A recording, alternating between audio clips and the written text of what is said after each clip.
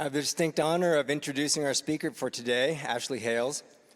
As we were colleagues back in the early years of Providence, she taught English here from 2006 to 2008 and played an important role in those formative years. It was a blessing to work with her. Also, she's a fellow graduate of Westmont College, as is another English professor you might know. Her expertise in English literature is confirmed by her PhD from the University of Edinburgh, that's in Scotland. After leaving Providence, she was blessed, along with her husband Bryce, to raise a family and pursue a number of challenging ministry callings. That family includes 4 beautiful children, aged now the oldest 17 to the youngest 11, Ezra, Porter, Camden, and Harriet. In the intervening years, Ashley has become an internationally recognized author and conference speaker. She's known for her thoughtful reflection on what faithful and fruitful Christian discipleship looks like in our broken world, particularly when we ground it in Scripture, the Confessions, and a holistic creational worldview. She's the author of 3 books, Finding Holy in the Suburbs, A Spacious Life, and A Fruitful Life. She's a Kirby Lang Center academic fellow and co-founded with Bryce the Willowbrae Institute, a think tank researching the intersection of Christianity and the common good in America. And recently, she's taken the full-time position as the editorial director for print at Christianity Today.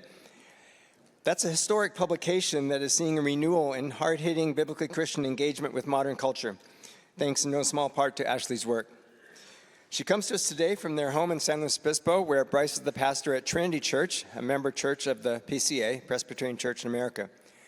We're privileged now to have her address us. Her infectious joy and love for the Lord and his good creation will certainly inspire and enlighten us. Please join me in welcoming back to Providence our 2025 commencement speaker, Dr. Ashley Hales.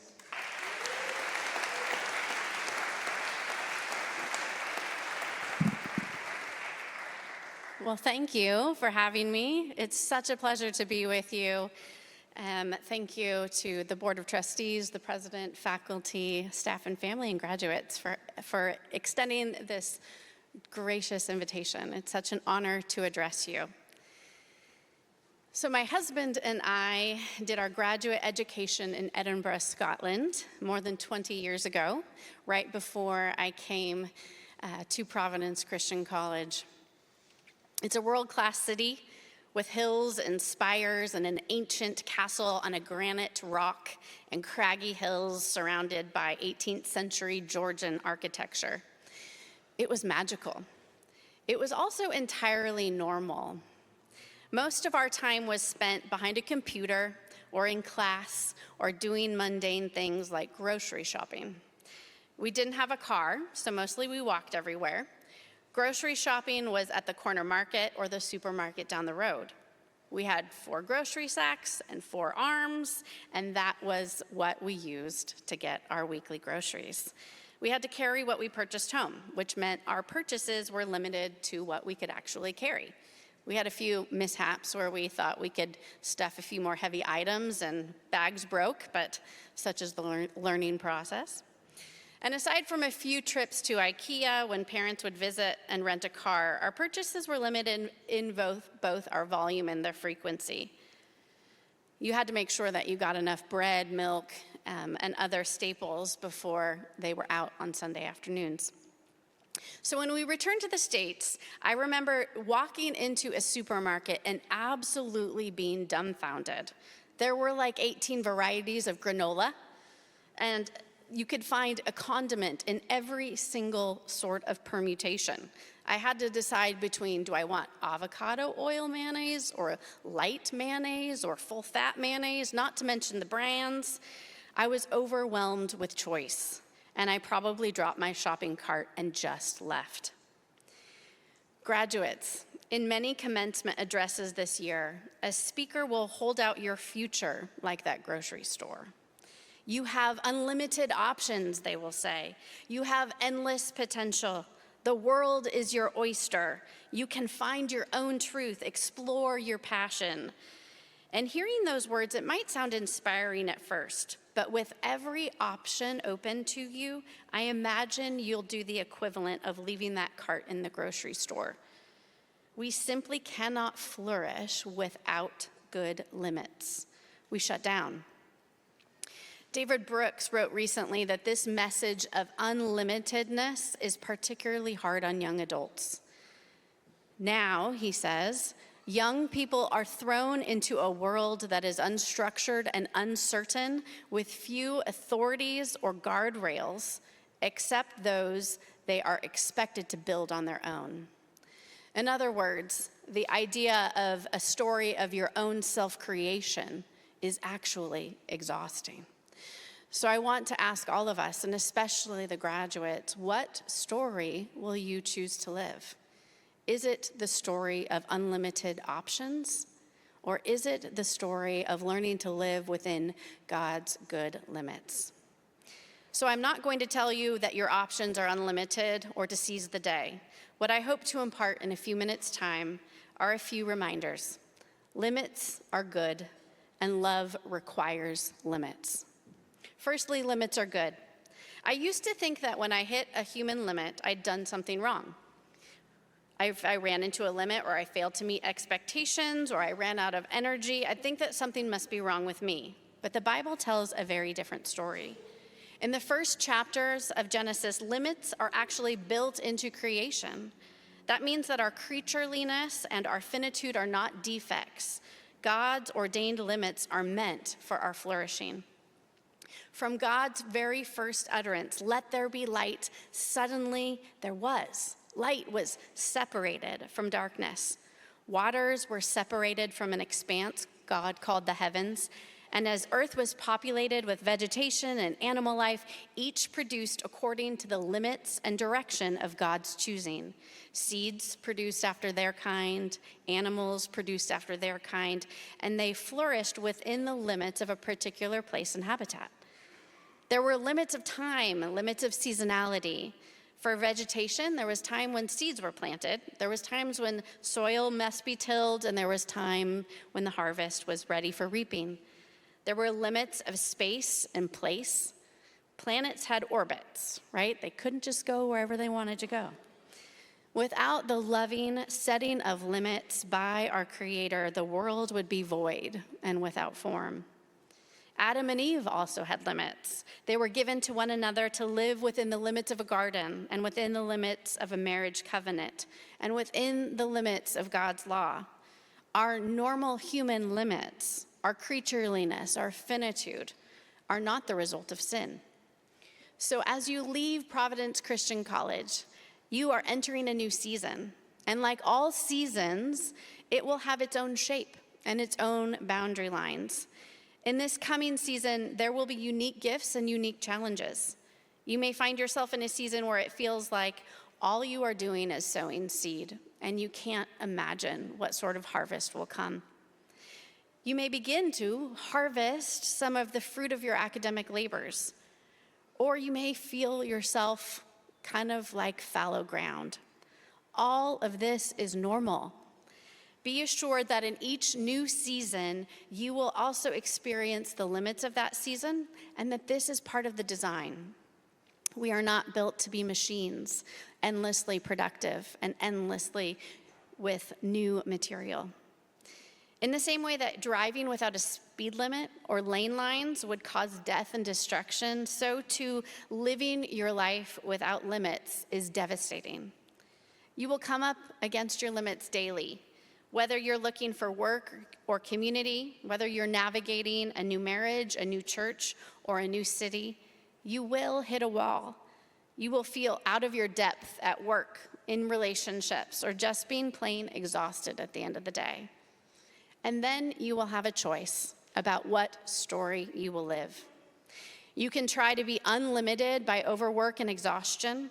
You can try to set your expectations so low that you won't disappoint anyone, or you can spiral into shame, saying that something is deeply wrong with you because you're tired or weary or don't know where to turn. Or you can bring your limits to God. Remember, your limits are a part of God's good created order. Limits then are an invitation to know and praise God. And so when we follow God's limits, we offer our lives as praise.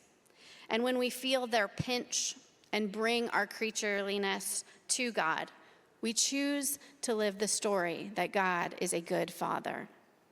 Limits then always provide an invitation to intimacy with God. Secondly, Jesus loves us in our limits. While the planets follow their boundary lines, we know that humanity did not. In some versions of the Bible, the word for sin is translated as transgression. That often sounds like a fancy old word, but if we unpack it etymologically, we begin to understand that sin means going past God's limits. With its Latin roots across and go, to transgress means to move beyond proper limits. Our first parents then crossed over or transgressed from seeing God's good limits as the conditions for life and flourishing to seeing these limits as barriers to human freedom. They wanted to be unlimited, and so do we. Whether it's through our digital scrolling, our inability to commit to a decision, or our overwork, we too go beyond God's good limits. We fail to see our finitude as a gift.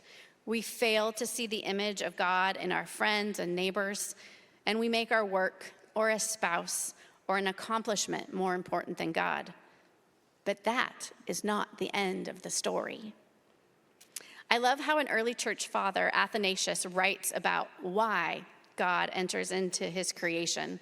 He says this: "It was our sorry case that caused the word to come down, our transgression that called out his love for us, so that he made haste to help us and to appear among us."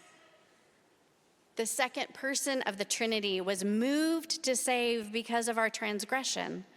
In the limits of our creatureliness and in the willful limits of our sin, Jesus does not stand far off. He does not wag his finger from on high, but rather our transgression prompts his saving love. Christ came not to shame us because we were limited, but to save us. God's love for us is evidenced in the incarnation of Jesus, the one who takes on our human limits to show us the unlimited love and favor of God. The love of God is shown in Jesus' perfect life, where he lives according to the boundary lines of God's will, and in his death, where he takes upon himself every desire and action of ours to try to save ourselves through unlimitedness. And his love is shown in his resurrection, where he triumphs over sin and death and brings us into a new kingdom life. So, in your next chapter of life, you will, of course, experience not just normal human limits, like being tired or confused. You'll also be tempted to get ahead through shortcuts, through lying. You'll be tempted to fall prey to seeing people, even those whom you love deeply, as obstacles. You'll withdraw or numb or explode. But this is not the end of the story. Our failure to live within God's good limits evokes the compassion of our loving Savior, who did not stay far off, but entered into the limits of his creation to rescue and redeem. Therefore, we have hope. In Psalm 18:19, David writes, "He brought me out into a spacious place. He rescued me because he delighted in me." It was in David's distress that he called to the Lord to save. It was when he hit the wall that God rescued. It was in seeing his limits and in bringing them to God that the psalmist was moved to praise God for his amazing rescue. So too with you. When you find yourself at the end of your rope, discouraged and dejected, know that there is nothing in all of creation that can separate you from the love of God the Father for those who are in Christ Jesus. God's delight prompts his rescue. You do not have to hustle your way into God's favor. You do not have to achieve to be loved by God the Father. Your limits are gracious invitations to be loved by God. So what does this mean now for you in this next chapter of your life, graduates? Well, God invites you to embrace your limits as a reflection of his love. If limits are good, God loves us in and despite our own limits, then our love also requires limits. Love is always particular. I do not love the human race in general, the same way I love my husband and children. And loving my husband and children, as one of my children reminded me this Mother's Day, necessarily involves limits. So we have a practice in our house on holidays and birthdays where we share memories or encouragements about what we love about the person who's being celebrated that day. And just a few weeks ago, one of my sons mentioned how he appreciates that I do things because they love them. Whether it's going on adventures or hiking or camping, though that might not be my first inclination, I jump into those activities because of love. I'd much rather sit alone and read a good book if I had my druthers. But nevertheless, love means loving someone particularly. So love means that we limit our desires for the flourishing of another. So that may mean family dance parties, or going on more hikes, or choosing to do the cooking and cleaning maybe more than you want to. Our love is always a response to a greater love. Because we have been loved so extravagantly by Christ, we can practice loving in ways that are both limited. For instance, choosing to love a particular person and choosing to love a particular place and church community. And these may push past our natural inclinations, but that is the nature of love. Love is both small and expansive at the same time. Let me close with this. In C.S. Lewis's The Last Battle, Lewis reminds us that something small can be quite large. So it is with the story of the gospel, so it is with the various calls to love and to limits that we all experience day to day. And in the ending pages of that book, Tyrion fights his last battle. He crosses over into Aslan's country through a door. And Lewis writes this: "He looked round again and could hardly believe his eyes. There was blue sky overhead and grassy country spreading as far as he could see in every direction, and his new friends all around him laughing. 'It seems then,' said Tyrion, smiling himself, 'that the stable seen from within and the stable seen from without are two different places.' 'Yes,' said Lord Diggory, 'its inside is bigger than its outside.' 'Yes,' said Queen Lucy, 'in our world, too, a stable once had something inside it that was bigger than our whole world.' It was the first time she had spoken, and from the thrill in her voice, Tyrion now knew why. She was drinking everything in more deeply than the others. She had been too happy to speak. Friends, do not fear this next stage of life, and do not expect too much from it. There is no marriage, family, work, place, or vocation that will fill up your longings and meet all your desires. Only Christ can do that. And it is only as you love him that all these things, both in joy and sorrow, will be seen as gifts from his hand. So what is small and homely, what is mundane and everyday, will be like a door or a stable, and it can hold the whole world. Thank you.